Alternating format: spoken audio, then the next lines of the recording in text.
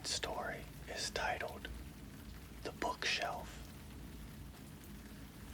I've never talked about my personal experiences before, especially ones like this.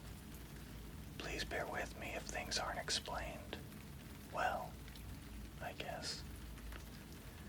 It happened, I think, a month ago. Ants were infesting my room, coming from a specific wall that led to the outside. So because of this, I rearranged my room in a strange fashion, but it worked for me, and it was only supposed to be temporary. My room is large and wooden. It sits second story, with only 2 walls leading to the outside. Originally, my bed was facing outwards below a window, but, as said prior, I moved it because of the ants. Its new position is in the exact middle of the room. I know, it's kind of unorthodox. I could have just moved it to the walls that don't go to the outside, but I was afraid of them coming through there too, somehow. I became a bit paranoid, even though there wasn't a need for it, but whatever. So my bed now sits in the middle of the room, with my bookcase right behind it. And this bookcase, or some refer to them as cubicles, is loosely filled with books, knickknacks, and other things. But you can see through it to the other side, from both sides. This is where the issue lies.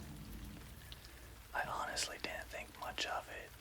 It didn't seem like a problem to me when I first put it there. I couldn't have expected what happened. The first night was fine. I slept well. But as the night started to go, I got less and less sleep. This affected my days and made it really hard to do simple tasks like chores and homework. And it's not like something specific was keeping me up. I just couldn't sleep.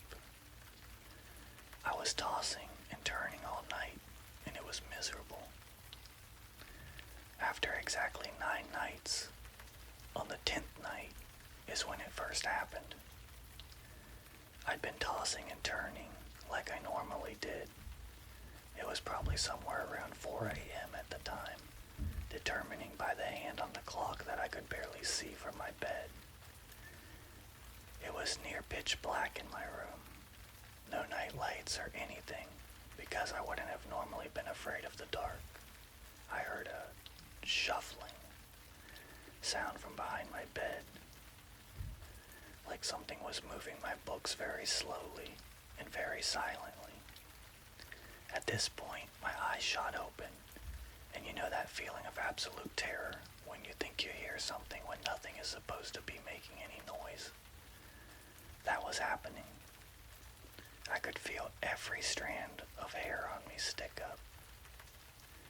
Because no one else was in my room. We didn't have rats or mice, and I definitely didn't let one of the animals in here. For the first few seconds, I didn't move. I was terrified, but I thought that maybe I was hearing things. It was 4 a.m. after all, and no sleep can sometimes make you hear or see things. At least, that's what I thought in the moment. I didn't know how sound that logic was, but I was praying it was right. It didn't stop, but I didn't move. Not until I had been at least 2 minutes of something moving my things around.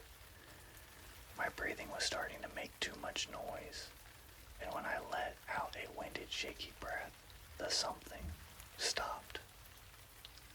I immediately shot my head up, my entire body in fight or flight.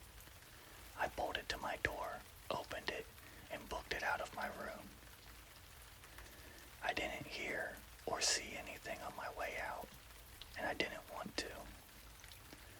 I woke my mom up and told her about it. She reminded me of the time in our old house, how I would hear a clicking sound sometimes at night. I tried to tell her this wasn't like that, but she didn't believe me. I mean, I don't believe in ghosts, but I had no idea what else this could have been. Even though my mom let me sleep beside her, I didn't get much sleep that night. I was just staring at the space next to the bed. I was sweating so badly my hair was actually drenched. I'd never experienced something this terrifying before, something so unbelievable. The next night, I didn't turn my light off. It gave me a bit of comfort, but I kept checking behind the bookshelf to make sure nothing was there, and I definitely couldn't sleep. I was sweating again, and in hindsight, I probably should have just stayed in my mom's room or pulled an all-nighter. But by that time, I had kind of figured my brain was playing tricks on me. It was just too unrealistic. But it happened again, and this time, it was worse. I didn't think it could get worse. I swear I was about to fall asleep. I could feel myself becoming that kind of weird delusional you get before you sleep, where you just think of a jumbled crap. Maybe that's just me. My eyes kept shutting, and I felt really weak, until the light went off. In an instant, my entire mind was on fire, and I was fully awake. Before I could even get up, I heard the shuffling start again. This time, a bit faster, the movements quicker. I didn't wait to listen further, though. I was on my feet. Taking a single glimpse to the bookshelf, I saw something that will never leave my mind. Behind the bookshelf was something hunched over. I saw a hand that was discolored, with long claws on the side of the bookshelf.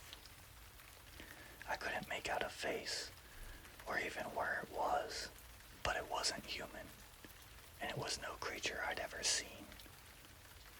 Needless to say, I got out of there. My body was filled with so much adrenaline, I almost stumbled over my own feet while running out of the room. I screamed to my mom as I ran down the stairs. I told her what I saw, and that I didn't want to go check. But I didn't want her to go on her own. So together, we got kitchen knives and flashlights. I still mostly stuck behind her. When we got back to the room, the door was closed, and I could see the light on inside. When we entered, nothing was there. Nothing in the room had been changed. No books moved. No knickknacks shifted from their usual spots. No creature. Even the lights were back on, door closed, like I'd never even left the room. But I know I saw something. My brain wasn't playing tricks on me. This was all too real. I never slept in that room again, and I absolutely refused to go back in, even during the daytime, without someone right next to me. After a few sleepless nights in my mom's room, we ended up moving out. And so far, in my new home, everything is perfectly fine. I don't know what that was back there. I don't know why it came suddenly after I moved my bed. But there was certainly something, and I'll never forget it.